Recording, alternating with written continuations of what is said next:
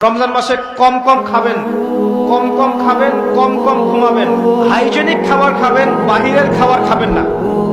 বাহিরের যে খাবারগুলো আছে মুখরোচক, ইফতারে নিয়ে বসেছেন দুনিয়ার কিছু, আচ্ছা এই খাবারগুলো কি কোনোদিনও আপনি সন্ধ্যার সময় খান?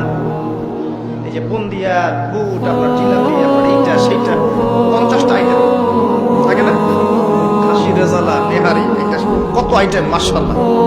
ইফতার করতে বসছে মনে হয় সারাদিন যা খাই না উসুল করে ফেলাইতে হবে আজকে।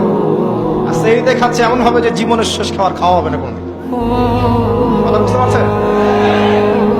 জীবনেও তো সন্ধ্যার সময় এগুলো খাই না, আমরা খাই এগুলো। যে যত বেশি খাবে সে তত অসুস্থ হয়ে যাবে।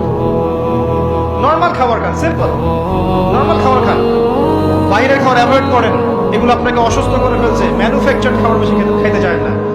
ওই শ্রেণীর হুজুরদের মতো হয়েন না যারা ইসলামিক লেবাস নিয়ে সুন্নতের কথা বলে বাট তাদের পেটের মধ্যে সুন্নত নাই।